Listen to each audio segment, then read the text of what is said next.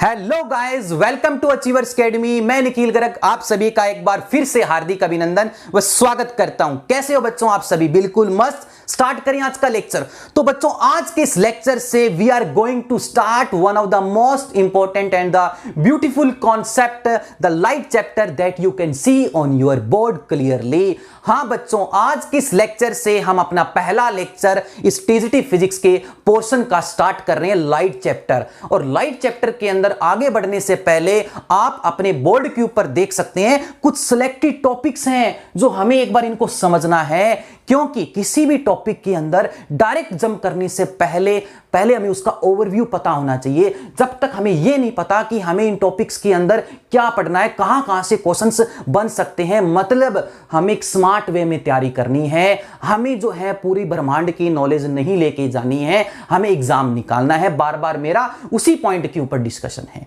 तो स्टार्ट करते हैं इस लाइट चैप्टर को। और लाइट चैप्टर के अंदर पिछले 3-4 सालों से लगातार क्वेश्चंस आ रहे हैं, ठीक है। तो मेरी ये कोशिश रहेगी कि इन टॉपिक्स को जो बच्चा कर लेगा 101% आई एम श्योर कि लाइट चैप्टर के अंदर इन टॉपिक्स से आने वाले क्वेश्चंस को फोड़ के आएगा। जी स्टार्ट करें लेक्चर। तो कॉपी पेन निकालिए और सबसे पहले इन टॉपिक्स को लिखिए। तो बच्चों लाइट चैप्टर के अंदर सबसे पहले हमें the topic that we have to cover and that is reflection. और रिफ्लेक्शन आपके लिए कोई अननोन नहीं है, कोई अनजान नहीं है। छोटी क्लासेस में भी पढ़ा है, 10th में भी पढ़ा है, आपने 12th में भी पढ़ा है। तो रिफ्लेक्शंस को हमें थोड़ा सा एक स्मार्ट वे में तैयारी करनी है कि इसके ऊपर कहां से क्वेश्चन जो है वो पॉपकॉर्न की तरह निकल सकते हैं। और आपकी जानकारी के लिए बता दूं, प्लेन मिरर के ऊपर इस बार एक छोटा सा बड़ा ही आसान क्वेश्चन जो था वो टीजीटी फिजिक्स के अंदर आया था कि what is the focal length and magnification of plane mirror. अगर किसी बच्चे ने प्रीवियस ईयर का टीजीटी फिजिक्स का पेपर अगर देखा है तो प्लेन मिरर का क्वेश्चन था जी। तो समझेंगे उस क्वेश्चन को और इसके ऊपर कौन कौन से और नए क्वेश्चन बन सकते हैं। उसके बाद में हम पढ़ेंगे बच्चा लोग कॉनकेव मिरर। कॉनकेव मिरर के बारे में पढ़ेंगे, अरे कन्वेक्स मिरर के बारे में पढ़ेंगे। और रे डायग्राम्स, रे डायग्राम्स बोलते ही बच्चों की हवाइयां निकल जाती हैं। उनकी 10th क्लास के दौरान भी निकली थी, +2 में भी निकली थी। क्या था, बार बार डायग्राम्स बनाना पड़ रहा था। बार बार टीचर बोलते थे कि हाँ अपनी पेन पेंसिल निकालो और जल्दी से डायग्राम बनाओ। और कौन से डायग्राम? अरे मिरर के। आपने ऑब्जेक्ट को सेंटर ऑफ कर्वेचर पे रखा था, बताओ इमेज कहां बनेगी, कैसी मिलेगी, छोटी मिलेगी, बड़ी मिलेगी, रियल मिलेगी, वर्चुअल मिलेगी। मतलब आप मिरर्स में और आगे चलकर लेंसेज में क्या करते थे, थोड़ा सा रिकॉल कीजिए। आप ऑब्जेक्ट को you place the object in case of mirror और in case of lenses at different positions. तो अलग अलग पोजीशंस पर रखे हुए ऑब्जेक्ट्स की आप इमेजेस चेक करते थे, उनका नेचर चेक करते थे, साइज चेक करते थे और सबसे इंपॉर्टेंट बात मैग्निफिकेशन चेक करते थे। तो यहीं से तो क्वेश्चन तैयार करना है अच्छे से। तो हमें मैग्निफिकेशन के बारे में भी पढ़ना है। मैग्निफिकेशन में क्या दिया गया रहता है? मैग्निफिकेशन में बच्चों आपको जो चीज दे रखी होती है कि आपको कोई भी object, you have given a object of definite size. Suppose करो you have given a candle, आपको एक कैंडल दे दी मैंने 5 सेंटीमीटर की एंड प्लेस्ड एट 30 सेंटीमीटर या हम कहें 20 centimetre what ever from either mirror concave और कन्वेक्स। तो हमने एक मिरर से कुछ डिस्टेंस पर एक ऑब्जेक्ट रख दिया किसी भी डेफिनेट साइज का, और आपको बताना है कि उसका जो इमेज बनेगा, उसकी जो इमेज बनेगी उसका साइज क्या होगा, ठीक है, using the concept of magnification. तो लिखिए पांडे जी क्वेश्चन क्या है। तो बच्चा लोग क्वेश्चन है कि मैग्निफिकेशन और यूजेस में क्वेश्चन पूछा जाता है कि आपको कोई यूज दे देगा और बताओ कि ये यूज कौन से मिरर का है। Identify the given use of which mirror. Options देंगे कनकेव का, कन्वेक्स का या दोनों का, whatever that you have to pick out the correct option, ठीक है। Now come to the second part, और सर ने मार्क किया मोस्ट इंपॉर्टेंट पार्ट है। 12th क्लास का सिलेबस पूछा जाता है इसमें। 12th क्लास की रिफ्रैक्शन का पार्ट पूछा जाएगा। 10th का भी रहेगा लेकिन थोड़ा सा एडवांस है, क्योंकि भैया पहले ही बता चुका हूं अपने इंट्रोडक्टिव लेक्चर के अंदर कि एचटेट का जो सिलेबस है वो 6-8 तक का ही नहीं आता है, +1 +2 के भी कॉन्सेप्ट्स पूछे जाते हैं। तो we have to prepare from anywhere. आइए समझ में। रिफ्रैक्टिव इंडेक्स जी, रिफ्रैक्टिव इंडेक्स, अरे बहुत प्यारा कंसेप्ट है। फिर उसके बाद में बात करेंगे लेंस और मैग्निफिकेशन अगेन, जैसा हमने मिरर में पढ़ा था। और रिफ्रैक्टिव इंडेक्स से 2-3 क्वेश्चंस लगातार पूछते आ रहे हैं 2-3 सालों से, ठीक है। रे डायग्राम्स वापिस वही कि ऑब्जेक्ट को आपने इन्फिनिटी पर रखा तो इमेज कहां बनी, छोटी मिली, बड़ी मिली, रियल मिली, वर्चुअल मिली। सी पर रखेंगे कहां मिलेगी, बिटवीन सी एंड एफ रखेंगे कहां मिलेगी, एफ पर रखेंगे कहां मिलेगी, बिटवीन एफ एंड पी रखेंगे या ऑप्टिकल सेंटर और फोकस के बीच में रखेंगे, ये बातें करेंगे। ठीक है, इसका जस्ट आपको एक टेबल याद रखनी है कि अगर ऑब्जेक्ट यहां तो इमेज यहां, अगर यहां तो यहां। अगर एक केस याद रख लोगे उसका उल्टा अपने आप समझ में आ जाएगा।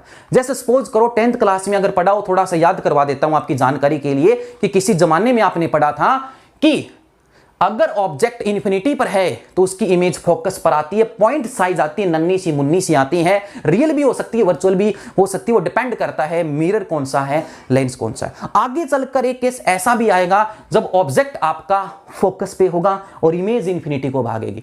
तो आप क्या करते हो, जब आप मिरर से दूर होते हो तो इमेज मिरर के पास आती है, और जब मिरर के पास जाते हो तो जो इमेज है वो दूर भागती है। ये थोड़ा सा एक ट्रिक है याद करने का कि हाँ, ऑब्जेक्ट दूर इमेज पास, इमेज पास तो ऑब्जेक्ट दूर। आई बस समझ में, ऐसा कुछ हमें याद करना है। टेबल बनाएंगे तो चिंता करने की जरूरत नहीं है, निखिल सर हैं आपके साथ अचीवर्स एकेडमी के ऊपर। रे डायग्राम्स वापिस प्रिज्म, हाँ जी, इसी पॉइंट पर मानने वाला था कि बच्चों हमें प्रिज्म के बारे में पढ़ना है और प्रिज्म के ऊपर क्वेश्चंस बनने ही बनने हैं और 101% क्वेश्चन आएगा प्रिज्म के ऊपर। प्रिज्म 10th क्लास वाला बेस भी पढ़ना है और 12th में पढ़ना है। एंगल ऑफ मिनिमम डेविएशन थोड़ा सा याद कीजिए, +2 के अंदर रे ऑप्टिक्स के अंदर एक टॉपिक आता है prism formula, angle of minimum deviation, ठीक है, delta.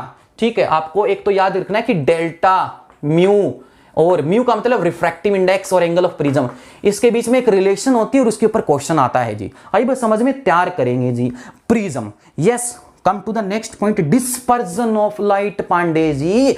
Dispersion of light, the splitting of white light into its 7 colours, VIBGYOR pattern क्यों बनता है। और जब भी विबग्योर पैटर्न, जब भी कलरफुल वर्ल्ड की बात होगी, इन रंग बिरंगे संसार की बात होगी, इस कलरफुल वर्ल्ड की बात होगी, 7 रंग की बात होगी, VIBGYOR, indigo, blue, green, yellow, orange, red, इन 7 कलर के इर्द गिर्द सारी बातें घूमेगी आगे आने वाले टॉपिक्स में। इसके सेंटर पर बात घूमेगी। किसी की वेवलेंथ ज्यादा होगी तो किसी की वेवलेंथ कम होगी, बार बार यही आएगा, largest the wavelength, smallest the wavelength. जिसकी वेवलेंथ ज्यादा उसकी स्कैटरिंग सबसे कम, और जिसकी वेवलेंथ सबसे कम उसकी स्कैटरिंग इतनी ज्यादा वो फैलता जाएगा। आई बस समझ में। तो बात करेंगे स्कैटरिंग के ऊपर, और स्कैटरिंग के अंदर आपने 10th क्लास में क्वेश्चंस पढ़े हैं कि why the colour of sky is blue, आसमान का रंग नीला ही क्यों होता है बच्चा लोग। पांडे जी बताइए, थोड़ा संस्वर, थोड़ा सा जाइए 10th क्लास में। अरे कहां जाइए, सोचना है, जाना नहीं है 10th क्लास में, टीजीटी निकालना है। तो स्कैटरिंग ऑफ लाइट में हमें पढ़ना है why all the danger signals are made up of red colour. इस दुनिया में जितने भी खतरनाक साइंस हैं वो लाल कलर की ही क्यों बनते हैं। इसका आंसर भी स्कैटरिंग ऑफ लाइट देता है। Why the color of sky is blue, इसका आंसर भी स्कैटरिंग ऑफ लाइट देता है। Why the clouds are white, बादलों का रंग सफेद ही क्यों होता है, स्कैटरिंग ऑफ लाइट देखता है। मून से देखने पर अर्थ कैसा नजर आता है, इसका आंसर भी स्कैटरिंग ऑफ लाइट देता है। The next topic, twinkling of star, तारों का टिमटिमाना, twinkle twinkle little star how I wonder what you are, वो नहीं पढ़ना है। बात करने हैं how stars twinkle at night due to atmospheric refraction. जब लाइट एक हाई एल्टीट्यूड से, इतनी ऊंचाई से, हाइट से जब नीचे आती हैं तो डेंसिटी मीडियम की बढ़ती जाती है, एटमॉस्फेरिक लेयर्स की डेंसिटी बढ़ती जाती है। और आपने रिफ्रैक्शंस में पढ़ा था, याद करो, 10th क्लास में याद करवा रहा हूं चैप्टर शुरू करने से पहले। मतलब चैप्टर तो शुरू हो चुका है ऑफिशियली, ठीक है, लेकिन आपको मैं थोड़ा सा क्यूरियोसिटी, हाँ यही तो मेरा पर्पज है कि सबसे पहले ब्लैंक ना जाएं, कुछ लेके जाएं। आई बस समझ में। और जो इंसान कुछ लेके जाता है वो कुछ ना कुछ पाता है। तो ट्विंकलिंग ऑफ स्टार का मतलब है जब लाइट एक हाई एल्टीट्यूड से अर्थ की सरफेस पर आती है, अर्थ के एटमॉस्फेयर को, पर्यावरण को पेनिट्रेट करती हुई, तो बार बार रिफ्रैक्शन होता है, बार बार लाइट अपनी ओरिजिनल डायरेक्शन से बैंड होती है। तो जब उसको स्ट्रेट लाइन नेचर के हिसाब से जो मिला के देखते हो, एक ही स्टार ड्यू टू मल्टीपल रिफ्रैक्शंस आपको बहुत जगह नजर आता है। तो एक ही तारा बहुत जगह टिमटिमाता है, जिसको बोलते हैं virtual positions. That's why twinkling of star. तो ट्विंकलिंग ऑफ स्टार में एटमॉस्फेरिक रिफ्रैक्शन का फिनोमिना काम आता है। Yes, rainbow formation. After heavy rain, एक बारिश होने के बाद, वर्षा होने के बाद, after heavy rain, when you look into the sky through sunshine, you get the pattern of beautiful 7 colours and that is with your rainbow formation. और हवा में, उस एटमॉस्फेयर में बारिश के दौरान कुछ वाटर ड्रॉपलेट्स जो हैं, जो सस्पेंड हो जाती हैं, रेनबो फॉर्मेशन। तो बच्चों अब हमें पढ़ना है last and final topic and that is total internal reflection. क्या पढ़ना है? Total internal reflection, one of the most important topic है, +2 का है। डिटेल में जानेंगे क्या है टोटल इंटरनल रिफ्लेक्शन। तो बढ़ते हैं नेक्स्ट पार्ट की तरफ आते हैं, तब तक के लिए इन टॉपिक्स को तैयार कीजिए। तो बच्चों अब हम स्टार्ट कर रहे हैं आपके लाइट चैप्टर के अंदर पहला पार्ट, रिफ्लेक्शन ऑफ लाइट। तो बढ़ते हैं रिफ्लेक्शन ऑफ लाइट की तरफ। तो सबसे पहले हम यह जानने की कोशिश करेंगे कि लाइट क्या है, और लाइट की 2 डेफिनेशन है, एक बच्चों वाली और एक बुजुर्गों वाली, जो आपने छोटी क्लासेस में पढ़ी है। बच्चों वाली डेफिनेशन क्या, जैसे साउंड के बारे में पढ़ा, थोड़ा सा साउंड का कनेक्शन कर लेते हैं। क्यों कर लेते हैं? क्योंकि आगे चलकर हमारा स्टेजिडी फिजिक्स में साउंड नाम से चैप्टर आएगा। पहले बता देता हूं साउंड क्या है। साउंड एक किस्म से एक फॉर्म ऑफ एनर्जी है। It is a form of energy which makes the sense of hearing in us, जो हमारे कानों में सुनने की क्षमता प्रोड्यूस करे। और आप अपने इन्वायरमेंट से सुबह से शाम तक तरह तरह की साउंड सुनते हो, डिफरेंट टाइप्स की साउंड सुनते हो, इंस्ट्रूमेंट्स की, व्हीकल्स की, ह्यूमन बींग्स की। जैसा कि आपका टीचर बोल रहा है, निखिल सर बोल रहे हैं, तो मेरी साउंड आपके कानों तक पहुंच रही है, एक डिस्टरबेंस आपके कानों तक पहुंच रहा है बच्चों। और उस प्रोपेगेशन के लिए उसको एक मीडियम चाहिए, साउंड को चलने के लिए सहारा चाहिए होता है। लेकिन लाइट को कोई सहारे की जरूरत नहीं है। Light don't require any medium to propagate, it can travel in vacuum also. ये वैक्यूम में भी ट्रेवल कर सकती है, और वैक्यूम वो रीजन है जहां बिल्कुल भी एयर नहीं है। तो बढ़ते हैं ज्यादा देरी न करते हुए, लाइट क्या है। तो light it is electromagnetic radiation, E और एम। इसमें साथ साथ 2 चीजें चलेंगी, इलेक्ट्रिसिटी और मैग्नेटिज्म, इलेक्ट्रिसिटी मैग्नेटिज्म। और इनसे एक डिस्टरबेंस क्रिएट होता है, that is called light. It is electromagnetic radiation in which electric field and magnetic field vibrate mutually perpendicular to each other। इन दोनों में ये जो डिस्टरबेंस बनेगा इलेक्ट्रिक फील्ड का और मैग्नेटिक फील्ड का, ये दोनों एक दूसरे के साथ परपेंडिकुलर रहेगा। ये दोनों आपस में तो एक दूसरे के साथ परपेंडिकुलर रहेंगे, और जिस डायरेक्शन में वेव बढ़ रही है ना बच्चा लोग, उसके भी परपेंडिकुलर रहेगी लाइट। तो दिस इज द बुजुर्गों वाली डेफिनेशन। आई बस समझ में बढ़ते हैं। और it is a form of energy which makes the things visible to us. हमारे आसपास की सारी चीजों को विजिबल करने के लिए वी रिक्वायर लाइट। लेकिन खाली लाइट से आसपास की चीजें नजर नहीं आती हैं। लाइट प्लस साइट क्या चाहिए? क्या चाहिए बेटा? Light plus site. जब तक लाइट किसी साइट में जाएगी नहीं, मतलब सपोज करो कि मेरे सामने एक वॉल है या आपके सामने वॉल है, तो आप आपके सामने वाली वॉल को देख पा रहे हो और मैं मेरे सामने वाली वॉल को देख पा रहा हूं। क्यों? क्योंकि कमरे से हर तरफ लाइट के आने जाने का रास्ता है। तो लाइट जिस सरफेस पर पड़ती है वहां से टकरा के जिस ऑब्जर्वर की आई में जाएगी, मतलब क्या, लाइट के आने का और ऑब्जर्वर की आई का आमने सामने टकराना जरूरी है, तब चीजें विजिबल होंगी। अगर मैं ऐसे खड़ा हो जाऊं और लाइट आए तो कहां आएगी भैया? लाइट क्या घूम के आएगी क्या? ऐसे थोड़ी आएगी लाइट घूम के। लाइट डजंट बैंड नहीं होती है। लाइट स्ट्रेट वेव में भी ट्रेवल करती है, स्ट्रेट लाइन में भी ट्रेवल करती है, और एक वेव फॉर्म में भी ट्रेवल करती है। Light has a dual nature. Light can treat as a particle nature और light can treat as a wave nature. लेकिन रे ऑप्टिक्स में हम लाइट को पार्टिकल नेचर मान के पढ़ेंगे।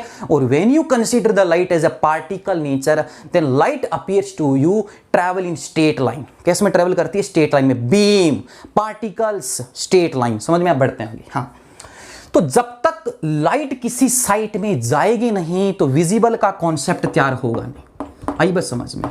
तो अब बात करते हैं क्या कि लाइट के अंदर रिफ्लेक्शन पढ़ना है, और रिफ्लेक्शन के अंदर जो हमें स्टडी करनी है बच्चा लोग, वो करनी है मिरर्स की स्टडी करनी है। किसकी स्टडी करनी है? मिरर्स की। तो इसके अंदर कौन कौन से टाइप्स के मिरर है वो हम जानेंगे अच्छे से। कौन से मिरर है? प्लेन मिरर की बात करेंगे, और प्लेन मिरर पर एचटेट में क्वेश्चन आया है क्या है। हाँ, तो हम बात कर रहे हैं what do you mean by reflection. तो रिफ्लेक्शन किसी भी सरफेस से हो सकता है। याद रखना, कोई भी चीज अगर आपको शाइन करता हुआ, चमक मारता हुआ एक शाइनिंग सरफेस दिख रही है, वो रिफ्लेक्शन की वजह से दिख रही है। या तो वो ऑब्जेक्ट नजर आएगा रिफ्लेक्शन की वजह से, या उसकी इमेज नजर आएगी। और इमेज बनाने के लिए मिरर चाहिए। क्या चाहिए? मिरर। तो सपोज करो कि आप मार्केट से ग्लास का टुकड़ा लेके आए, एक कांच का टुकड़ा लेके आए, अगर उसको मिरर बनाना है तो उसकी बैक साइड को पॉलिश करना पड़ेगा। We have to make the polish to the back side of the glass surface to behave as a mirror। अगर हमें उसको मिरर बिहेव कराना है तो उसके बैक साइड पॉलिश करनी पड़ेगी। तो एक नंबर में क्वेश्चन पूछा जा सकता है कि which type of material is use to polish the back side of the surface. तो ज्यादातर हम जो करते हैं, जो मटेरियल्स यूज करते हैं बच्चा लोग, आप लिख सकते हो अपनी कॉपी में, पॉलिश करने के लिए जो मटेरियल यूज करते हैं वो हम यूज करते हैं या तो सिल्वरिंग करते हैं ज्यादातर। आप अपने काम करो, सुबह सुबह जो आप फेसेस देखते हो उसके पीछे जाके देखो, सिल्वरिंग की कोटिंग मिलेगी, एक लैप मिलेगा, या हम कहें एक मरकरी की कोटिंग की जाती है, तो ज्यादातर सिल्वरिंग की जाती है। तो ये कुछ मटेरियल्स हैं जो हम पॉलिश करते हैं। अब बढ़ते हैं हम अगले पॉइंट की तरफ, क्या करना है। तो बच्चा लोग ये है हमारी एक सरफेस, और नीचे कर दिया पेंट, और पेंट करते ही, नीचे पॉलिश करते ही जो आगे की साइड है, जो फ्रंट साइड है, वो बिहेव करेगी एज ए, वो बन जाएगी रिफ्लेक्टिंग सरफेस। और जिस साइड पॉलिश करते हो वो चीज हो जाती है ओपेक, जहां से कोई चीज नजर नहीं आएगी। तो ये है एंगल पे एक लाइट आ रही है ओब्लिकली, ठीक है। You fall a light obliquely, मतलब at some angle on the mirror. Mirror के साथ कोई एंगल पर फॉल होगी, क्वेश्चंस करेंगे आज हम मिरर्स के बारे में पढ़ेंगे डिटेल से। तो इस आने वाली को बोलते हैं इंसिडेंट रे। क्या रे? Incident ray. और अपनी तरफ से इसके परपेंडिकुलर बनाते हैं, जैसा 10th क्लास में पढ़ा है, तो मुझे पता है कोई ज्यादा दिक्कत आपको आने वाली नहीं है। नॉर्मल रे। और सर ये जो बाउंस बैक हुई है, एक चीज और याद रखना, रिफ्लेक्शन में लाइट जिस मीडियम में आती है वो होमोजीनियस मीडियम होता है, जैसे एयर है या वैक्यूम है, कोई भी मीडियम है, ठीक है, जिसमें होमोजीनियस, जिसमें पार्टिकल्स की जो प्रॉपर्टीज रहेंगी वो सेम रहेंगी, जिसको हम क्या बोलेंगे? Homogeneous medium. मतलब मुद्दे की बात यह है कि लाइट जिस भी मीडियम से आ रही है, टकराने के बाद उसी मीडियम में रिफ्लेक्ट होनी चाहिए, बाउंस बैक होनी चाहिए, बैंड होनी चाहिए। तो आने वाली और बनाने वाली और जाने वाली रे, कौन सी रे? Reflected ray. आई बात बच्चा लोग समझ में? तो अब मैं एक डेफिनेशन बोल रहा हूं रिफ्लेक्शन ऑफ लाइट की, थोड़ा सा करते हैं, रिवाइज करते हैं कि 10th क्लास में हमने पढ़ा था। द फिनोमिना ऑफ, ध्यान से समझना, listen it carefully, the phenomena of bouncing back of the light in the same medium. जिस मीडियम में आई थी उसी मीडियम में बाउंस बैक होगी, that process is known as reflection, the bending of light after striking through a surface. दो type के reflection होते हैं, एक होता है स्मूथ सरफेस पे, बिल्कुल फ्लैट, ठीक है, और स्मूथ सरफेस के ऊपर जब भी रिफ्लेक्शन होगा तो इंसिडेंट रे नॉर्मल के साथ जितना एंगल बनाएगी, and that angle made by this incident ray with normal angle of incidence.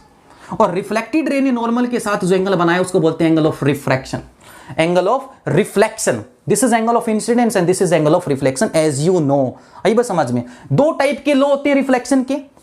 कितने लोज होते हैं? दो लो होते हैं। और दोनों लो में पहला लो क्या है कि सर एंगल आई हमेशा एंगल आर रहेगा, और ये तब रहेगा जब रेगुलर रिफ्रैक्शन होगा, सरफेस शुड बी स्मूथ, ठीक है। अगर आपकी सरफेस स्मूथ है, ठीक है, तो angle I equal to angle R उसके हर एक पॉइंट पर रहेगा। लेकिन अगर सरफेस कैसी हो जाए बच्चों, अगर सरफेस हो जाए रफ, तो क्या होगा? लाइट का जो है मुड़ना डिफरेंट डायरेक्शंस में हो सकता है। तो आप कह नहीं सकते कि जो लाइट है सर उसमें एंगल आई और एंगल आर जो होगा वो हमेशा इक्वल होगा, कोई जरूरी नहीं है। इसको बोलते हैं diffuse reflection. Angle I R के बराबर हो भी सकता है और नहीं भी, लेकिन हमेशा स्मूथ सरफेस में एंगल आई हमेशा एंगल आर के बराबर रहेगा। तो इस चीज को नोट कर लीजिए, ठीक है। बढ़ते हैं आगे। तो बात करते हैं कि मिरर कितने टाइप्स के होते हैं, जनरली मिरर कितने टाइप्स के होते हैं, हमें बात करनी है, ठीक है। तो आई थिंक इतना आप सभी को समझ में आ गया क्या मतलब है। This is incident ray, this is normal ray and this is reflected ray. अब मुझे एक बात बताओ बच्चों, मिरर कितने टाइप्स के होते हैं? मिरर कितने टाइप्स के होते हैं? Generally how many types of mirror you see in your life? दो टाइप की मिरर होते हैं, ठीक है। आ गया हमारा, जिस पर एचटेट में क्वेश्चन आया था, बताएंगे वो क्या आएगा धीरे धीरे। पहले थोड़ा सा बेस क्लियर कर लें। प्लेन मिरर होता है एक, और दूसरा जो आप बोलते हो वो कॉनकेव और कॉन्वेक्स जो है वो एक पार्ट है किसके, होलोस्फेरिकल मिरर के। किसके हैं वो, होलोस्फेरिकल मिरर की, होलोस्फेरिकल मिरर। तो स्टार्ट करते हैं प्लेन मिरर के साथ कि सर प्लेन मिरर क्या है, क्या इसकी प्रॉपर्टी है, क्या इसकी फोकल लेंथ है जो क्वेश्चन आया था, और मैग्निफिकेशन वगैरह क्या है। तो बच्चा लोग स्टार्ट करते हैं क्या है, ठीक है, साथ साथ इस चीज को उतार लीजिए। तो अगर किसी बच्चे को कोई भी चीज अगर नहीं समझ में आ रही है तो प्लीज आपके पास कमेंट सेक्शन है, आप कमेंट कर सकते हैं। अगर कोई भी किसी प्रकार की अगर आपको दिक्कत आ रही है तो ठीक है, दिक्कत नहीं आनी चाहिए। स्टार्ट करते हैं। तो स्टार्ट करते हैं प्लेन मिरर क्या है। जो प्लेन मिरर होता है ना वो एक फ्लैट रिफ्लेक्टिंग सरफेस होती है। पहले तो इस चीज के लिए, इस मिरर के बारे में एक चीज नोट कर लो, इंपॉर्टेंट है, क्वेश्चन आता है इसके ऊपर, न्यूमेरिकल करेंगे इसके ऊपर भी। क्या होती है ये, एक फ्लैट, बिल्कुल सीधा होता है, ठीक, बिल्कुल सीधा, ए फ्लैट रिफ्लेक्टिंग सरफेस। क्या होता है ये, एक flat reflecting surface, got it, ठीक है। जैसे सपोज एग्जांपल, उदाहरण के लिए आपके घर में जो मिरर है वो आपका प्लेन मिरर ही तो है, जिसके सामने आप सुबह सुबह अपने अच्छे अच्छे चेहरे देखते हो। तो this is your plane mirror. बन गया मिरर? अरे कैसे बन गया, जब तक पॉलिश नहीं करोगे तब तक मिरर नहीं है, अब मिरर है। तो मिरर के सामने जितनी डिस्टेंस के ऊपर कोई ऑब्जेक्ट होता है, तो सपोज करो, अब हम क्या पढ़ रहे हैं, अब हम पढ़ रहे हैं कि सर जब भी कोई भी ऑब्जेक्ट एक प्लेन मिरर के सामने होगा तो उसकी इमेज बनेगी। क्या बनेगी, इमेज। और ये कंफर्म है क्योंकि मिरर हमेशा इमेज देता है। तो इमेज के अंदर क्या क्या चीजें, क्वालिटीज, क्या क्या कैरेक्टरिस्टिक्स नजर आएंगी, थोड़ा सा याद करके बताइए, 10th क्लास में पढ़ा था आपने। तो ये है हमारा चुन्नू, ये चुन्नू है, और ये चुन्नू जो है ये इस मिरर से x मीटर पे खड़ा है। तो आपको पता है कि सपोज करो आप अपने सामने मिरर ले आओ, यस, विजुलाइज कीजिए कि आप अपने सामने एक मिरर ले आए हैं। जितनी डिस्टेंस पर आप होते हैं, आप देखते हो उतनी डिस्टेंस पर मेरी इमेज बनती है। तो मतलब x मीटर पर ही चुन्नू की इमेज मिलेगी। आई बस समझ में, चुन्नू की इमेज मिलेगी। तो क्या मिलेगी, याद कर लो इस चीज को, क्या मिलेगी, सेम डिस्टेंस पर इमेज मिलती है। कहां मिलती है, सेम डिस्टेंस पर मिलती है। और इसका जितना साइज होता है, अगर ये 5 फीट का पर्सन है तो इमेज में भी 5 फीट का ही नजर आएगा, सेम साइज का मिलेगा। एक चीज और याद रख लो, इमेज जो होती है वो 2 टाइप की होती है। एक होती है रियल इमेज, एक होती है वर्चुअल। और वर्चुअल जो चीज होती है ना वो कल्पना में होती है, वो माइंड में होती है, वो एक्चुअल में नहीं होती है। रियल नाम से एक्चुअल। तो अगर कोई पूछ ले कि रियल इमेज और वर्चुअल इमेज क्या, अगर इस पर कोई क्वेश्चन आ भी जाए, कोई ऑब्जेक्टिव बन भी जाए, तो रियल इमेज वो इमेज होती है जिसको आप किसी स्क्रीन पर, किसी पर्दे पर ऑब्टेंड कर सकते हो, याद रखना। और रियल इमेज मिरर के सामने होती है, हमेशा कहां होती है, मिरर के सामने, फ्रंट में बनेगी, याद रखना। और मिरर में जब पीछे की तरफ कोई रेज जाती है, जहां इंटरसेक्ट करती है, वहां वर्चुअल इमेज बनती। दिमाग में पहले से डाल लो। बिहाइंड द मिरर, जो मिरर के पीछे का पार्ट है बच्चा लोग, वो वर्चुअल में जाता है, मिरर के आगे का पार्ट रियल में जाता है। किसमें जाता है, रियल में। मिरर का आगे का पार्ट है जो फ्रंट में बनेगी, और जो बैक में बनेगी वो कैसी होगी, वर्चुअल इमेज होगी। मैं बताऊंगा, डायग्राम्स के अंदर बताऊंगा। तो प्लेन मिरर क्या है, एक फ्लैट रिफ्लेक्टिंग सरफेस है। ये मिरर है, सेम डिस्टेंस पर इमेज मिली, सेम साइज की मिली, 5 फीट का, तो 5 फीट का ये थोड़ी है कि अगर एक पर्सन 5 फीट का है तो वो 2.5 फीट का नजर आएगा, ऐसा थोड़ी है, बोना थोड़ी हो जाएगा, ठीक है। और क्या क्या चीजें नजर आ सकती हैं, हाँ जी। अब एक बात बताओ, मुंह ऊपर, हमारा हेड ऊपर, लेग्स नीचे, तो इमेज में ये थोड़ी है कि लेग्स ऊपर और हेड नीचे, भैया सेम पोस्चर नजर आता है, और इसको बोलते हैं इरेक्ट, इरेक्ट। अब एक बात बताओ, ये मिरर के आगे का पोर्शन है, ये मिरर के पीछे का पोर्शन है। जब आप अपनी मिरर के अंदर इमेज को देखते हो, तो मिरर के अंदर जो इमेज देखते हो, क्या अपनी इमेज को टच कर सकते हो क्या? अगर टच करने भी जाओगे तो स्क्रीन को टच करोगे, उस मिरर को टच कर पाओगे, अंदर तो नहीं जा पाओगे। पीछे का पार्ट है, तो पीछे का पार्ट है, कैसा पार्ट है, अरे वर्चुअल पार्ट है रे, लिख ले, इरेक्ट। इरेक्ट क्या होता है बच्चों, कंफ्यूजन होती है इन्वर्टेड और इरेक्ट में। क्या होता है, अगर एक पर्सन ऐसे है, अगर वो ऐसे हो जाए तो हम बोलेंगे वो इन्वर्टेड है। अगर एक जैसे नजर आए तो क्या है, इरेक्ट है। तो कैसी मिलती है, same distance, same size, virtual, erect. और सबसे मोस्ट इंपॉर्टेंट प्रॉपर्टी, क्या होती है सबसे मोस्ट इंपॉर्टेंट प्रॉपर्टी इसके अंदर, लेटरल इन्वर्जन शो करता है। क्या करता है? Lateral inversion. जैसा कि आपने देखा होगा कि जो एम्बुलेंस वर्ड होता है, जो हमारी हॉस्पिटल की गाड़ियां होती हैं, उसमें एम्बुलेंस वर्ड जो है रिवर्स ऑर्डर में लिखा होता है। किस में लिखा होता है? रिवर्स में। तो आगे जो सामने उसके गाड़ी चल रही है, उसके फ्रंट में जब गाड़ी चल रही है, तो आगे वाली जो गाड़ी का ड्राइवर जब अपने मिरर में से देखता है तो एम्बुलेंस का जो सीक्वेंस है, जो लेटर्स हैं ए से लेकर MBUL ANC, सारे लेटर्स जो रिवर्स ऑर्डर में लिखे हुए थे वो सीधे हो जाते हैं। ठीक है, किसकी वजह से? Lateral inversion. लेटरल इन्वर्जन का मतलब है कि जैसे सपोज करो कि ये मेरा राइट हैंड है, तो मैं सामने खड़ा हूं, इमेज में ये राइट हैंड मेरा लेफ्ट बन जाता है, लेफ्ट राइट में। मतलब किसी ऑब्जेक्ट का लेफ्ट पार्ट राइट में दिखना, राइट जो है लेफ्ट में दिखना, the interchange of left part and right part with each other, that process is known as lateral inversion. ये किसको शो करता है? ये लेटरल इन्वर्जन। परस्पर, लेटरल का मतलब परस्पर चीजों का पलट जाना, इसको बोलते हैं बेटा लेटरल इन्वर्जन। आई बस समझ में? तो हाँ, अब बात करते हैं हम क्या कि सर प्लेन मिरर के ऊपर क्या क्या क्वेश्चंस बन सकते हैं। तो प्लेन मिरर के हम ऊपर कुछ क्वेश्चंस कर रहे हैं, देखते हैं। ठीक है, अगर किसी बच्चे को दोबारा से बोल रहा हूं, कुछ भी किसी भी प्रकार की दिक्कत आ रही है, कुछ समझ में नहीं आ रहा है, तो प्लीज आप मुझे कमेंट कर दीजिए। ठीक है, क्योंकि आपके कमेंट्स और आपका फीडबैक ही मुझे नेक्स्ट वीडियो के लिए और मोटिवेट करता है, कुछ सुधार के लिए जो है मुझे मोटिवेट करता है। ठीक है, तो स्टार्ट करते हैं बेटा। प्लेन मिरर के ऊपर कुछ क्वेश्चंस हैं, अपनी रफ नोटबुक निकालिए और मुझे कुछ क्वेश्चन जो हैं सोल्व करके दिखाइए। हाँ जी, एक चीज याद रखना, ये सपोज करो, ये क्वेश्चन करके दिखाओ कि एक मिरर है, इसके ऊपर एक इंसिडेंट लाइट नॉर्मली फॉल हो रही है। कैसे फॉल हो रही है? नॉर्मली फॉल है। और आपको पता है कि लॉ ऑफ रिफ्लेक्शन क्या है कि sir angle I equal to angle R। ठीक है, ये फर्स्ट लो है। हाँ जी, सेकंड लो क्या है? एक चीज और, अभी मैंने थोड़ी देर पहले बताया कि मिरर है, ये इसमें इंसिडेंट रे, ये इसकी normal ray and this is reflected रे। ये तीनों की तीनों जो होती हैं ये एक प्लेन में होती हैं। किस में होती हैं? एक प्लेन में। आई बस समझ में? ये किस में होती है? एक प्लेन में होती हैं, क्योंकि ये सारा एक प्लेन में है।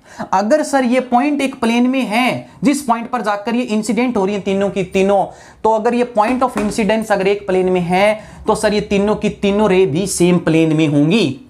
And this was the second law of reflection, same plane same medium.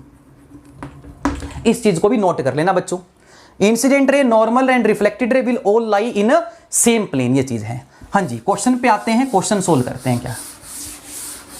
तो क्वेश्चन क्या है? क्वेश्चन कह रहा है कि एक इंसिडेंट रे है जो नॉर्मली पड़ रही है, इसके ऊपर find the angle of reflection. जल्दी से इस क्वेश्चन को कीजिए, मुझे बताइए इसका आंसर क्या है। एंगल I एंगल R के इक्वल रहता है फर्स्ट लॉ ऑफ रिफ्लेक्शन के अकॉर्डिंग। ठीक है, हाँ जी, ये क्वेश्चन करके बताइए मुझे अब। ये वाला क्वेश्चन,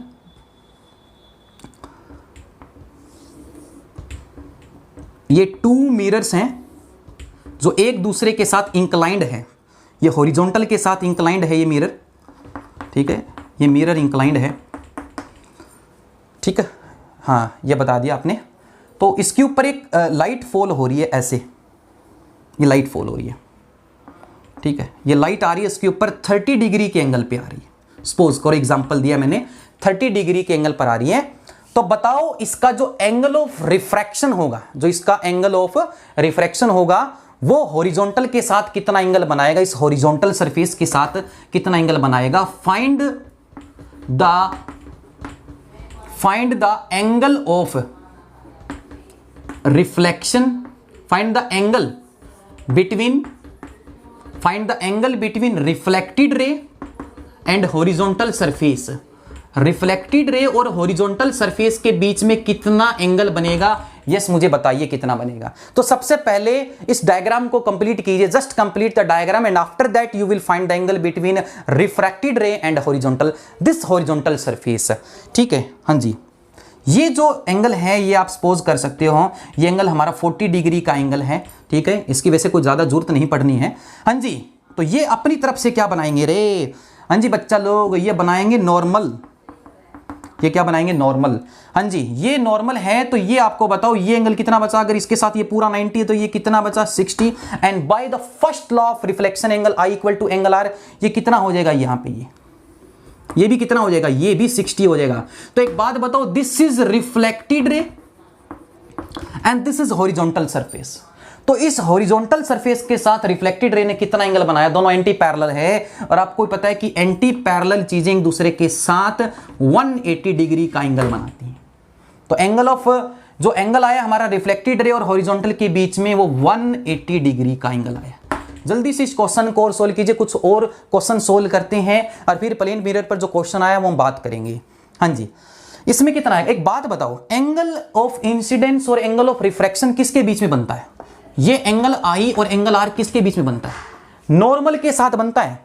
ठीक है भाई, आपने ये सरफेस ली, आपने ये सरफेस, ये मिरर लिया, ये इंसिडेंट रही, ये नॉर्मल, तो जो एंगल बनता है वो तो नॉर्मल के साथ बनता है ना।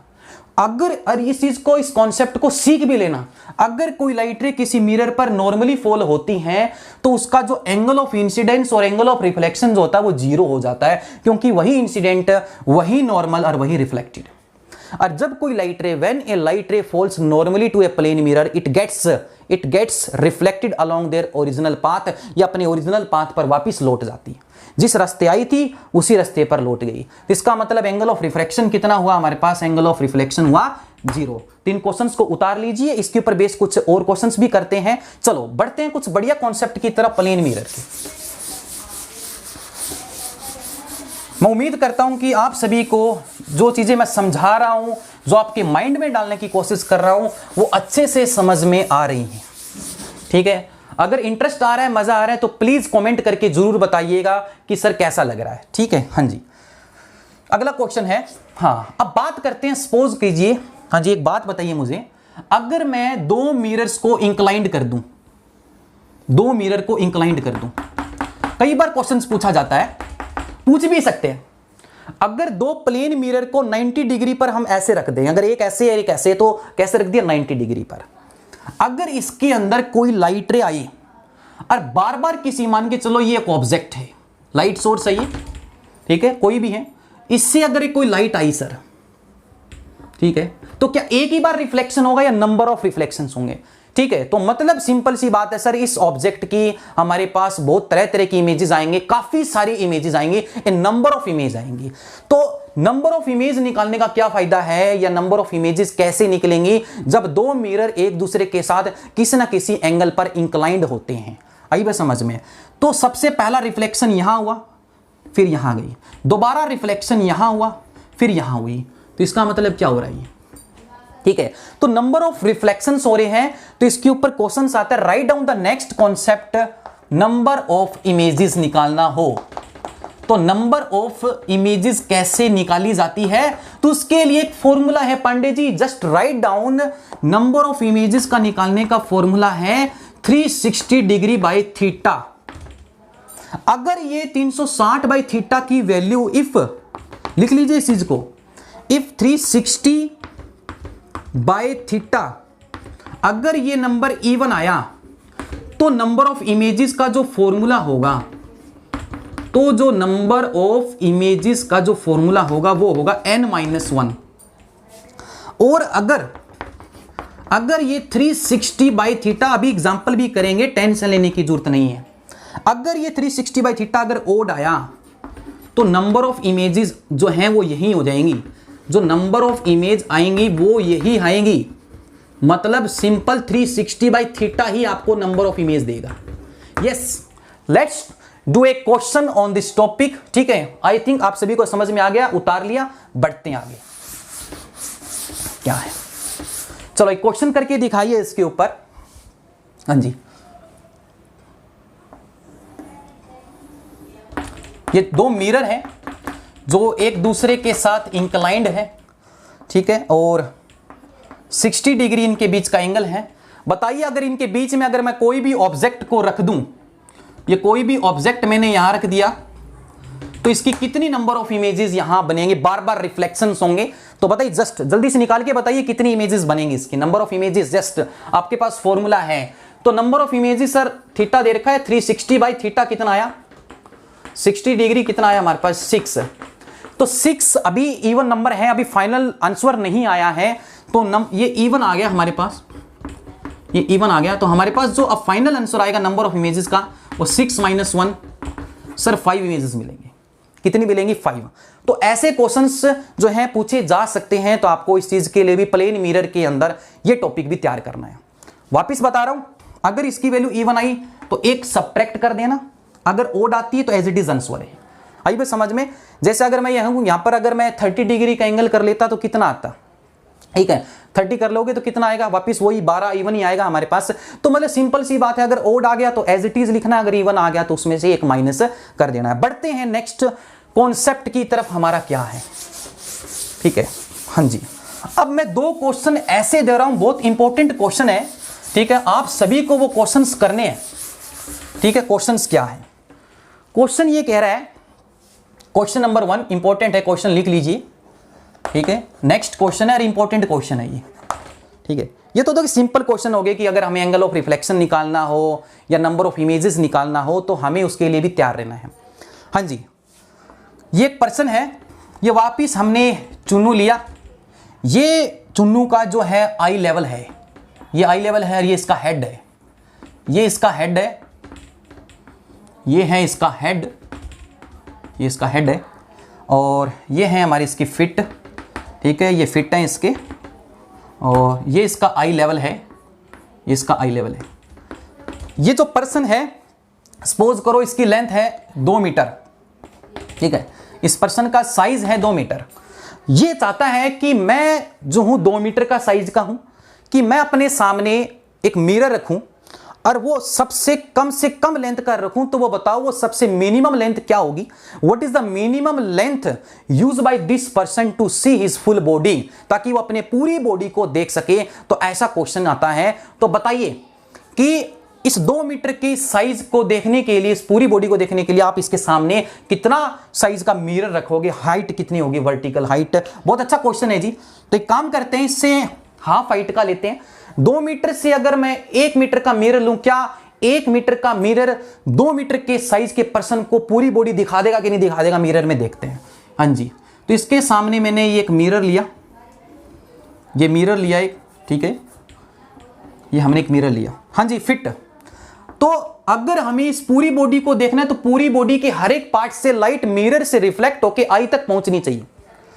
समझ में आ रही है कि नहीं आ रही बात है? अगर बॉडी के हर एक पार्ट से लाइट है रिफ्लेक्ट होकर अगर आई तक पहुंच गई, इसका मतलब आपने उस पूरी बॉडी को विजुलाइज कर लिया, विजिबल कर लिया। आई बात समझ में? तो फिट से एक लाइट गई, ठीक है, फिट से एक लाइट जा रही है, गई, तो अब क्या होगा? रिफ्लेक्शन होगा। तो रिफ्लेक्शन से क्या हुआ? लाइट इसकी आई में गई। हाँ जी, आई बात समझ में? और ये हमने एक हॉरिजॉन्टल लाइन जो है एक नॉर्मल की तरह यूज कर ली। आई बात समझ में? Angle of incidence and angle of reflection. तो फिट वाला पोर्शन तो सर काम चल गया, कोई दिक्कत नहीं है, फिट वाला पोर्शन नजर आ गया। अब देखते हैं इसके आई वाला पार्ट है।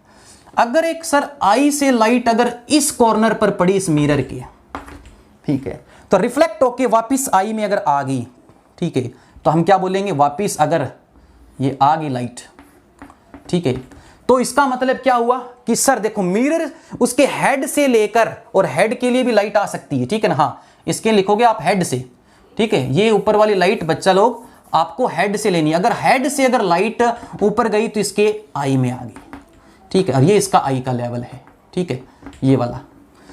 तो इसका मतलब सर हमारा काम चल सकता है अगर हम इस 2 मीटर के साइज के ऑब्जेक्ट का पूरा शरीर देखने के लिए, पूरी बॉडी देखने के लिए अगर 1 मीटर का यूज करेंगे तो ही हम इस पूरी बॉडी को देख पाएंगे। और इस चीज को नोट कर लीजिए, this is the minimum length of a mirror to see the full body of a object. किसी बॉडी की, ऑब्जेक्ट की हमें अगर फुल बॉडी देखनी हो तो हमें उसका जो है जितना भी साइज है उसका हाफ ऑफ द जो है पोर्शन का मिरर हमें लेना पड़ेगा। तो बढ़ते हैं नेक्स्ट क्वेश्चन की तरफ, क्या है?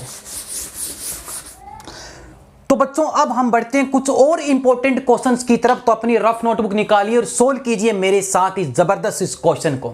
सबसे पहले इस क्वेश्चन का डायग्राम समझ लेते हैं कि क्वेश्चन का डायग्राम क्या कहता है पंडित जी, और क्वेश्चन में क्या पूछा है। तो एक पर्सन दे रखा है, ये एक पूरा पर्सन है जिस पर्सन की हाइट दे रखी है। तो सबसे पहले क्वेश्चन के डायग्राम में समझते हैं सर ने क्या बनाया। एप से है उस पर्सन की फीट, पैर, और ये है आई। तो सपोज कीजिए कि पैर से लेकर ये जो मेरी आई का लेवल है, ये हाइट दे रखी है 1.50 मीटर। ये आंख है किसी पर्सन की और ये उसके पैर हर गैप है 1.50 मीटर। थोड़ा सा लॉजिकली इस क्वेश्चन को सोचिए।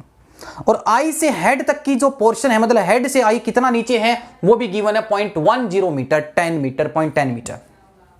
Now question ask you, question आपसे ये पूछता है कि आप अपने सामने, ठीक है, एक सीलिंग से, एक छत से लटके हुए एक मिरर की how much length you will use to see the full size of any person. उस बॉडी का, उस पर्सन की बॉडी का फुल साइज देखने के लिए एक लटके हुए मिरर में आपको उस मिरर की कितनी लेंथ लेनी पड़ेगी मिनिमम। बिल्कुल प्रीवियस क्वेश्चन की तरह है, बिल्कुल सोल्व कर सकते हो। और इस क्वेश्चन के आधार पर एक नया क्वेश्चन और बन सकता है पांडे जी। क्या कि सपोज कीजिए कि कोई भी पर्सन है, उसका जितना भी साइज है, जितनी भी हाइट है, अगर वो अपनी हाइट को, ठीक, अगर किसी मिरर में देखे और उस मिरर का मैं अगर half of the portion of any mirror is painted, आधा हिस्सा अगर पेंट मार दूं तो बाकी आधे बचे हुए रिफ्लेक्टिंग सरफेस से भी आप अपने पूरे साइज को देख सकते हो। इस चीज को भी अपनी कॉपी में उतार लो, अभी उतार लो, राइट डाउन कर लो कि if the half of the portion is the painted then you can also see the full size of any body. किसी भी बॉडी के फुल साइज को देख सकते हो। तो बताना है ये जो मिरर सर ने यहां मार्क किया, इस मिरर की लेंथ फाइंड आउट करनी है। देखते हैं कितने बच्चे सोल्व करते हैं। ठीक है, लॉ ऑफ रिफ्लेक्शन लगाना है थोड़ा सा। हाँ, तो अगर, हाँ एक चीज और, अगर आपको किसी भी मिरर में छोटे बड़े जितने भी मिरर, अब बड़ा साइज का मिरर होगा तो उसमें तो वैसे ही पूरी बॉडी दिख ही जानी है, बात तो छोटे मिरर की है ना, भी कितनी लेंथ लें। तो अगर आपको पूरी बॉडी देखनी है तो पूरी बॉडी के पैर से लेकर सिर तक की लाइट मिरर पर पड़नी चाहिए, रिफ्लेक्ट होकर आई में आनी चाहिए, तो दिख जाएगी। आई बात समझ में?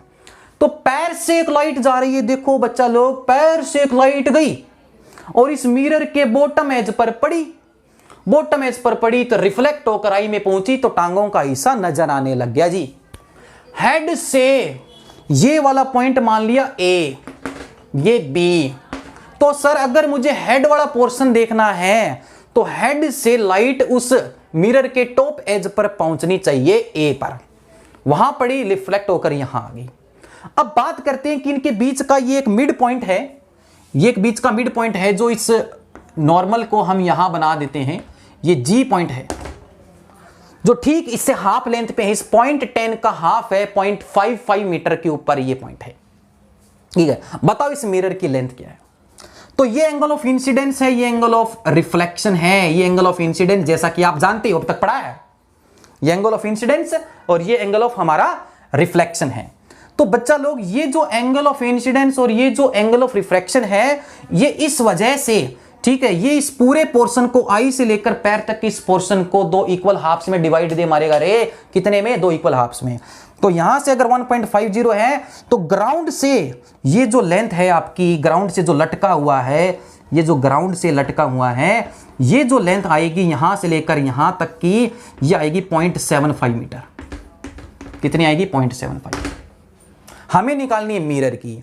तो अगर मैं H से लेकर, H means head, E means I, F mean fit, तो अब एक बात बताओ, ये लाइट गई ऐसे गई रिफ्लेक्ट होकर, अब देखो ये पीछे बढ़ाने पर यहां नजर आती है। लाइट के पास ड्यूल नेचर होता है, particle nature, wave nature.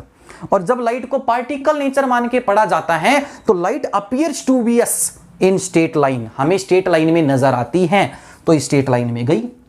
Head से लाइट गई, पीछे बढ़ाने पर यहां नजर आई, तो इसकी इमेज में हेड से लेकर फीट तक का पोर्शन तैयार हो गया है, ये नई पोर्शन तैयार हो गई। उन क्वेश्चंस तरफ भी आएंगे हमें, तो इस पहले इस क्वेश्चन को सोल्व कर लेते हैं बच्चा लोग क्या है। ठीक है, तो एक बात बताओ, हमें निकालनी है मिरर की लेंथ। तो E से लेकर F तक की हाइट कितनी है? E से जो F हाइट है हमारी वो कितनी है? FE बोल दो।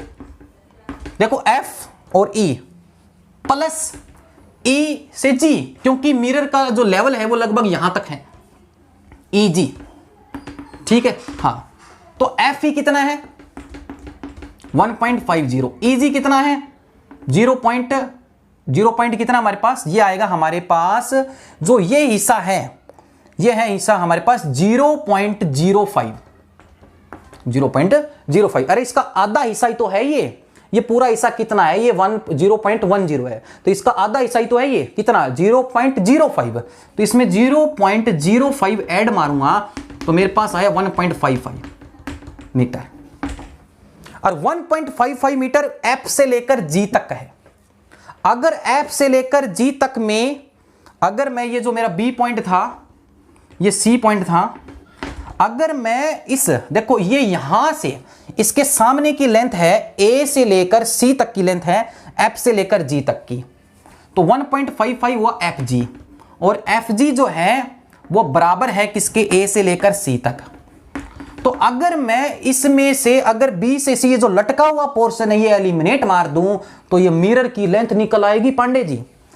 तो यहां से यहां तक 1.55, 0.75 माइनस कर दूं, 1.55 में से 0.75 माइनस कर दिया जाए तो आंसर कितना आएगा, वो मिरर की लेंथ आएगी, निकाल लो। अगर किसी बच्चे ने इस कॉन्सेप्ट को सीखा और सोल्व कर लिया तो इसका मतलब गजब की बात है, आपने कॉन्सेप्ट को अच्छे से सीख लिया। फिजिक्स में कोई शॉर्टकट नहीं होता, कॉन्सेप्ट ही शॉर्टकट होता, याद रख लो इस चीज का, ठीक है। मिरर कितना आया, 1.55 में से 5 है 0, 1.80 मीटर, इतना मिरर लेना पड़ेगा। अगले क्वेश्चन की तरफ आते हैं। एक इंसिडेंट रे मिरर के साथ ओब्लिकली पड़ रही है एंगल पर 30 degree, find the angle of reflection. तो बाय फर्स्ट लॉ ये एंगल कितना हुआ, ये पूरा 90 है 60, तो by first law angle I angle R बराबर होगा जी 60 डिग्री का। ये बताओ, ये इंपॉर्टेंट कॉन्सेप्ट है, इसको अपने इंपॉर्टेंट पॉइंट्स के इंपॉर्टेंट नोट्स में डाल लेना पॉइंटों में। अगर कोई ऑब्जेक्ट जिस भी स्पीड से मिरर की तरफ भागे, इमेज उसको डबल स्पीड से भागती हुई नजर आती, याद रख लो। गिवन क्वेश्चन में ऑब्जेक्ट 2 मीटर पर सेकंड से मिरर को अप्रोच कर रहा है, तो इमेज जो है वो 4 मीटर पर सेकंड से अप्रोच मारेगी बच्चों। कितने से, 4 मीटर पर सेकंड से। अगर आप 6 से भागोगे, इमेज 12 से भागेगी, राइट डाउन कर लेना, ठीक है। तो बढ़ते हैं हम अगले कॉन्सेप्ट्स की तरफ, और मजेदार कॉन्सेप्ट है, और एच टेट के अंदर इस प्लेन मिरर का आया हुआ क्वेश्चन देखेंगे रे। कौन सा, प्लेन मिरर का क्वेश्चन, जो इस बार शायद 19 या 20 में था क्वेश्चन, एच टेट में देखा गया है प्लेन मिरर का। और अगर किसी बच्चे को कोई भी डाउट है, दोबारा बोल रहा हूं, कमेंट सेक्शन कीजिए, और पसंद आ रही है, वीडियो में मजा आ रहा है तो प्लीज दिल ठोक के लाइक कीजिएगा और कमेंट कीजिएगा और बताइएगा कि सर मजा आ रहा है आपके इस लेक्चर में, क्योंकि आपका सपोर्ट, आपका प्यार मुझे डेडिकेट करता है नेक्स्ट वीडियो के लिए, ठीक है। अब बात करते हैं पांडे जी होलोस्फेरिकल मिरर की। किसकी बात करते हैं, राइट डाउन, होलोस्फेरिकल मिरर, होलोस्फेरिकल मिरर। और इस होलोस्फेरिकल मिरर में एक स्फेरिकल वर्ड है गोले की आकार का। तो ये गोला लिया रे, गोला, पृथ्वी गोला जिसमें हम रह रहे हैं, ये है अंदर की तरफ पॉलिश। इस स्फेरिकल मिरर के अंदर की तरफ एक साइड पॉलिश करते हैं और एक तरफ बाहर की तरफ पॉलिश करते हैं, और बीच में से कट मार देते हैं। मार दिया, कट मारते ही 2 टाइप के मिरर निकल के आते हैं, एक ये और एक ये, ठीक है। जिस साइड पॉलिश करते हो, पहली बात तो ये दोनों हिस्से जो कटे हैं, जो कनकेव और कन्वेक्स बोलते हो, ठीक है, दोनों सफेर के पार्ट है, जिसमें एक साइड अंदर की तरफ पॉलिश होती है और एक साइड बाहर की तरफ पॉलिश होती है। तो दोनों की डेफिनेशंस बोल सकते हो कि sir it is the part of spherical, it is the part of spherical, in this polish is done inner side and outer side becomes reflecting. Pandey ji, जिस साइड पॉलिश करते हैं उससे नेक्स्ट नियर साइड जो है उसकी reflecting. It is a part of hollow spherical mirror in which polish is done outer side and inner side becomes reflecting, ठीक है जी। अब बात करते हैं मिरर से रिलेटेड कुछ टर्म्स होती है, 10th क्लास में पढ़ी है, थोड़ा सा एक बार ताजा ताजा याद कर लेते हैं, ठीक है, ताकि भूलो ना। मिरर का सेंटर कहलाता है पोल, मिरर का सेंटर कहलाता है पोल, और इससे जो लाइन पास करती है वो कहलाती है प्रिंसिपल एक्सिस। अब इस मिरर का जो गोला कंप्लीट हो रहा है वो किधर हो रहा है, गोला इधर के उधर, इसका गोला किधर कंप्लीट हो रहा है, इसका गोला इधर, देख पा रहे हो सफेर, तो क्योंकि दोनों सफेर के हिस्से हैं तो इसका गोला इधर कंप्लीट हो रहा है, इधर। तो हर सफेर का सेंटर होता है, ये सेंटर, ये सेंटर है रे। और सेंटर से पोल तक की डिस्टेंस 10th क्लास में पढ़ी है, पढ़ लेना अच्छे से, और बता रहा हूं, रेडियस ऑफ कर्वेचर। इनका मिड पॉइंट कहलाता है प्रिंसिपल फोकस। जिस पर रेज को या तो कन्वर्ज करवाते हैं या हम उससे लगता है कि वो क्या कर रही है, डाइवर्ज कर रही है। अपीयर टू मीट और एक्चुअली मीट का केस पढ़ेंगे इसके अंदर। और कनकेव मिरर, इसको बोलते हैं हम कौन सा मिरर, इसको बोलते हैं कन्वेक्स मिरर, जिसमें अंदर की तरफ पॉलिश है, और इसको बोलते हैं कनकेव मिरर। और कनकेव मिरर का एक नया नाम भी है, कन्वर्जिंग। ये आने वाली लाइट रेज को मोड़ता है भाई, सिकुड़ता है। और कन्वेक्स को बोलते हैं डाइवर्ज। आगे देखो, तो ये प्रिंसिपल फोकस, ये रेडियस, और पोल से फोकस तक की डिस्टेंस फोकल लेंथ। एक मिरर फॉर्मूला होता है MF, मिरर फॉर्मूला। मैग्निफिकेशन पढ़ेंगे, अभी आएंगे एस्टेट के क्वेश्चन के ऊपर, ठीक है। 1/V plus 1/U equal to 1/F, ये मिरर फॉर्मूला है। इसमें V stand share for image distance, U stand share for बच्चा लोग object distance, and F means focal length. लेकिन V, U और F के साइन कब पॉजिटिव कब नेगेटिव, साइन कन्वेंशन, हाँ याद करो 10th क्लास में साइन कन्वेंशंस पढ़े थे, ठीक है, तो वो हम पढ़ेंगे। तो ये पोल, ये फोकस, ये सेंटर, और सर्कल के सेंटर से सर्कल तक की बाउंड्री तक की डिस्टेंस जो कहलाती है वो रेडियस कहलाती है, यू नो वेरी वेल। तो ये फोकल लेंथ बात करेंगे। तो इसको कन्वर्जिंग, इसको डाइवर्जिंग मिरर भी बोलते हैं, इसको कन्वर्जिंग मिरर भी बोलते हैं। तो आगे देखते हैं। तो बात करते हैं बच्चा लोग कि एचटेट में कौन सा क्वेश्चन आया था, ठीक है। और जो क्वेश्चन आया था, अब देखते हैं अब तक जितना पढ़ाया है कितने बच्चे सोल मारते हैं इस क्वेश्चन को। क्वेश्चन है जी एचटेट में आया हुआ, टीजीटी फिजिक्स का क्वेश्चन कहता है what is focal length, yes, what is focal length of a, what is focal length of a plane mirror, what is focal length of a plane mirror and what is its magnification, what is its, तो magnification के बारे में भी जानेंगे और रे diagrams के बारे में भी जानेंगे। मैग्निफिकेशन बताइए फोकल लेंथ कितनी होगी, मैग्निफिकेशन क्या होगी। तो सबसे पहले हम ये जान लेते हैं कि फोकल लेंथ से हमारा क्या मतलब है। फोकल लेंथ, तो ये कनकेव मिरर है, ये इसका पोल, कौन सा पोल, सेंटर, ये प्रिंसिपल एक्सिस, ये इसका फोकस, ये इंफिनिटी। और 10th क्लास पे चले जाओ, याद करो इंफिनिटी से आने वाली रेज जितनी भी हैं वो पैरेलल आती है। और सर पैरेलल आने वाली rays, the rays coming parallel to principal axis, बच्चा लोग क्या होता है पैरेलल आने वाली के साथ जो प्रिंसिपल एक्सिस के पैरेलल आती हैं, after reflection sir actually meet. Sir जितने भी आने वाली पैरेलल टकराने के बाद एक्चुअली में मिरर के फ्रंट में, मिरर के सामने, और बता चुका हूं मिरर के सामने जब भी रेज कटेंगी रियल इमेज बनाएंगी, और मिरर के पीछे जो भी पार्ट जाएगा वो वर्चुअल में जाएगा, ठीक है। मिरर के सामने रियल बनेगी, छोटी सी नन्ही सी मुन्नी सी रियल इन्वर्टेड, ठीक है। तो फोकस, सारा का सारा फोकस पे आ गया इमेज। तो पोल से फोकस तक की डिस्टेंस कहलाती है फोकल लेंथ। ये फोकल लेंथ जो आई ना, वो किसकी आई, एक कर्व मिरर की, मुड़े हुए की, लेकिन प्लेन तो फ्लैट है। तो फ्लैट मिरर की क्या फोकल लेंथ आएगी। तो आप एक किस्म से ये मान सकते हो, अगर एक बहुत बड़े टाइप का स्फेरिकल मिरर है तो उसका एक छोटा सा हिस्सा एक प्लेन मिरर की तरह काम करेगा। मतलब इस क्वेश्चन को आप ऐसे समझिए, और प्लेन मिरर की जो फोकल लेंथ होती है वो इंफिनिटी होती है, ये आंसर है, ठीक है। फोकल लेंथ बनाने के लिए रेज का पैरेलल आके कन्वर्ज होके फोकस पर मिलना जरूरी है, जो प्लेन मिरर में नहीं होता है, नहीं मिलती है। ये आपका प्लेन मिरर,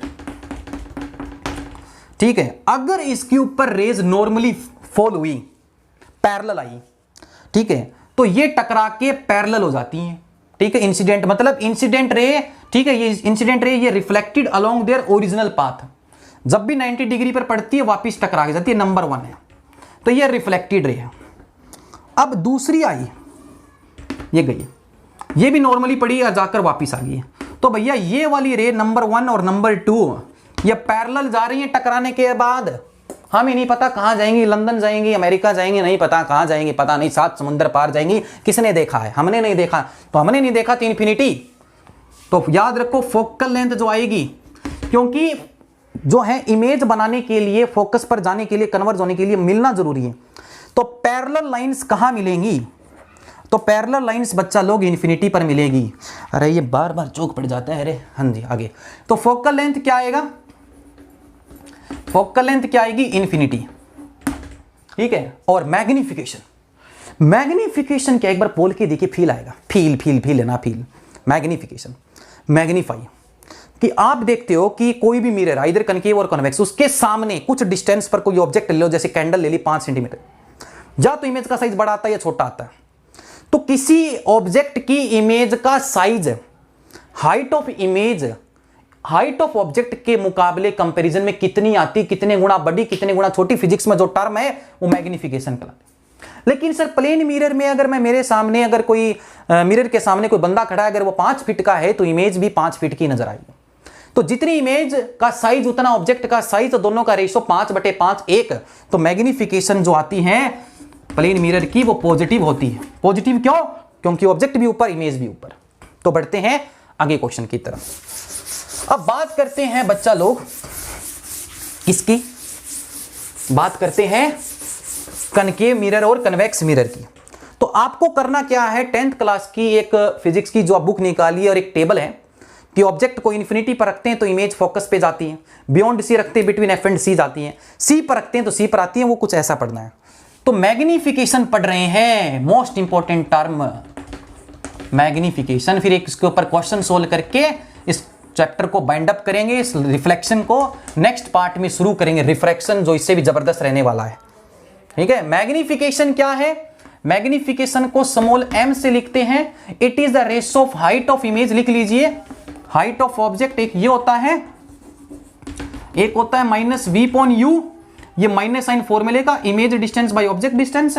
एक फॉर्मूला काम आएगा 1/v प्लस 1/, इक्वल टू, ये न्यूमेरिकल सोल्व करने में काम आएंगे। एक सोल्व करवाऊंगा, बाकी आप खुद से कर लेना, और खुद से कर सकते हो अगर कॉन्सेप्ट सीख लिया तो मैग्निफिकेशन दोनों के बराबर।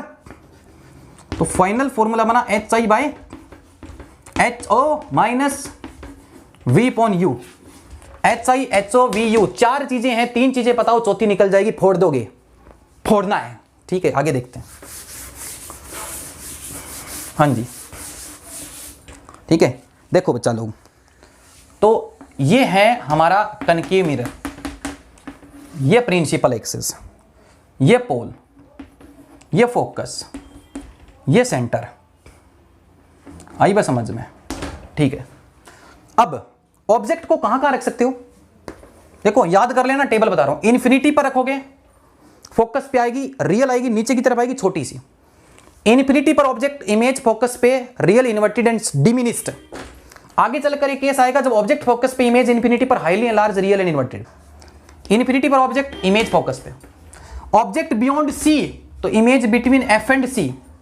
और सी पर पड़े ऑब्जेक्ट की सी पर ही इमेज मिलती है, सेम साइज की, रियल और इन्वर्टेड।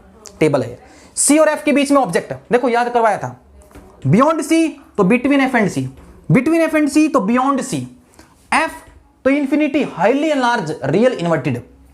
और last case, very important case, जब तक कनकेव मिरर में ऑब्जेक्ट फोकस या फोकस से पहले ना, तब तक इमेज नीचे, फोकस से बीच में, फोकस और पोल के बीच में आ जाएगा, इससे आगे चला जाएगा, इमेज पीछे भागेगी, वर्चुअल। एक ही केस है कनकेव मिरर में जहां वर्चुअल इमेज मिलती है। राइट डाउन कर लो कि ओनली एंड ओनली मैग्निफिकेशन जो है, ठीक है, मैग्निफिकेशन क्या होती है? Height of image by height of object. हां, तो इससे इमेज बनाने के लिए कम से कम 2 रे चाहिए, कटना जरूरी है। तो एक रे पैरेलल, पैरेलल वाली फोकस में से, दूसरी पोल पे, आगे बढ़ने पर गैप बढ़ेगा। इमेज बनाने के लिए गैप का कटना जरूरी है, बनना जरूरी है, कटना जरूरी है, ठीक है। तो हम यहां मान लेंगे लगभग, तो इतनी बड़ी इमेज आ गई, ठीक है।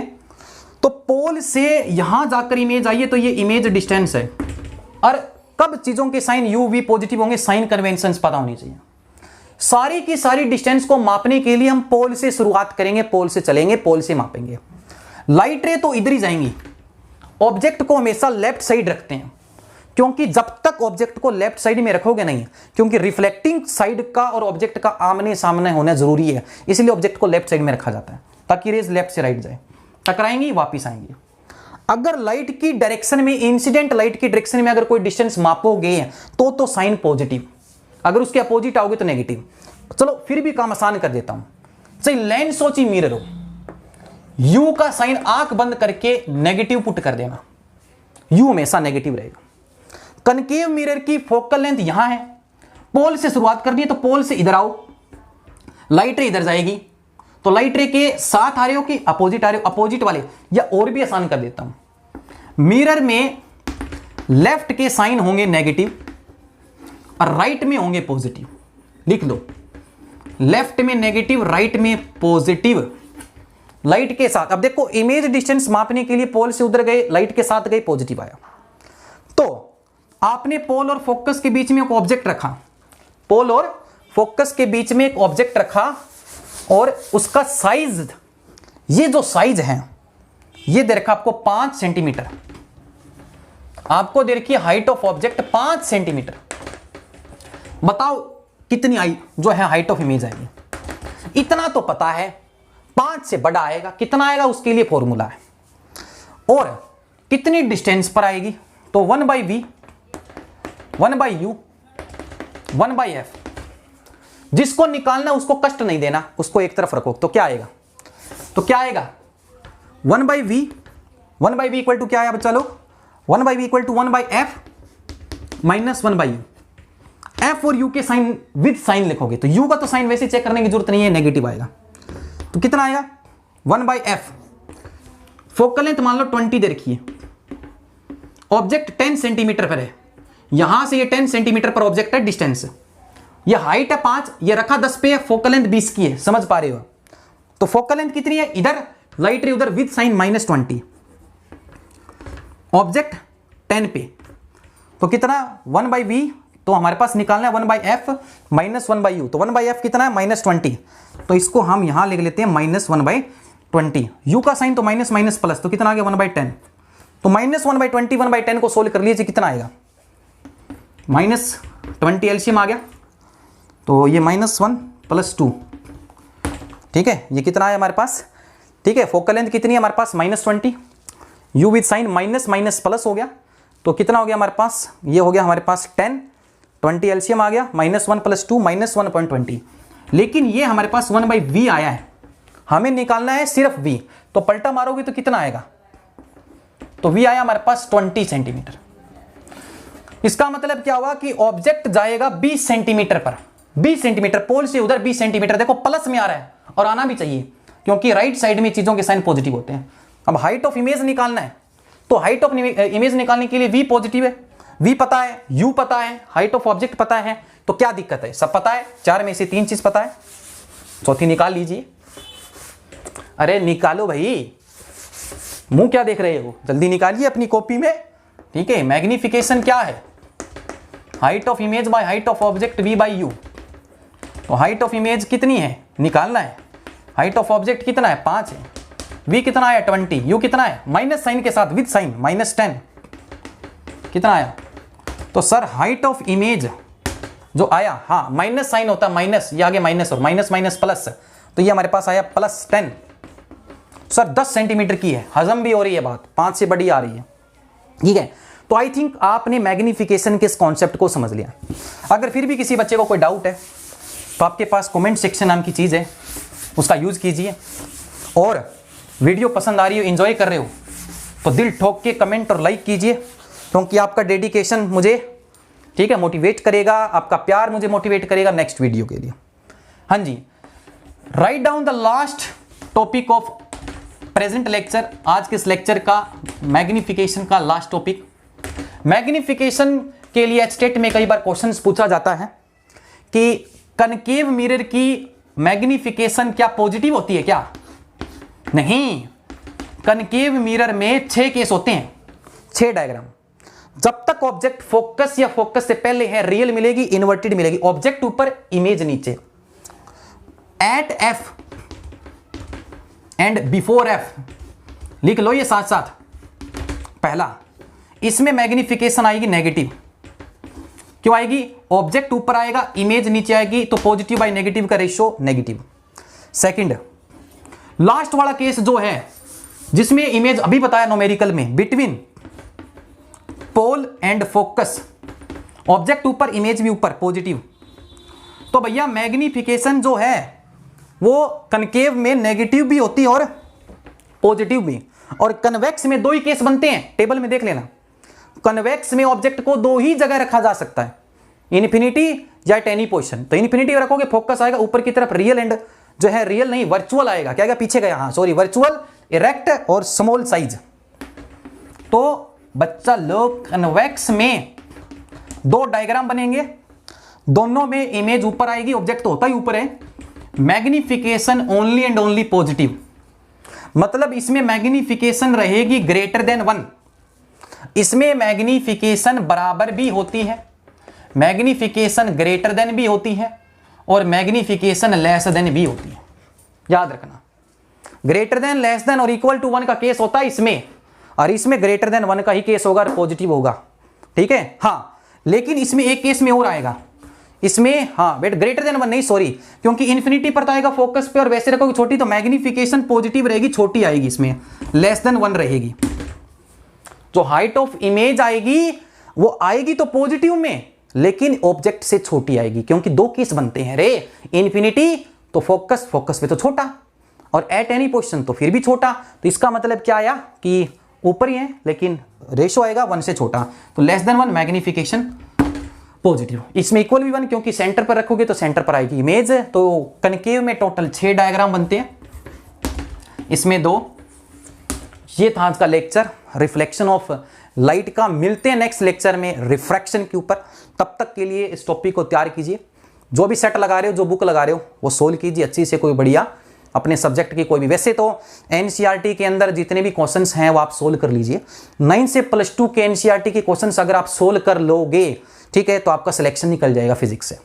फिजिक्स में जो पोर्शन आता है उसको अच्छे से कवर कर लो, और मेरे से जो पढ़ रहे हो नोट्स उसके अच्छे से बना लो, जो क्वेश्चन मैं करवा रहा हूँ। इसके बाद में हम ये पूरा होने के बाद में कुछ क्वेश्चंस की सीरीज भी लेके आएंगे, तो बने रहिए बस। मिलते हैं नेक्स्ट लेक्चर में, तब तक के लिए जय हिंद।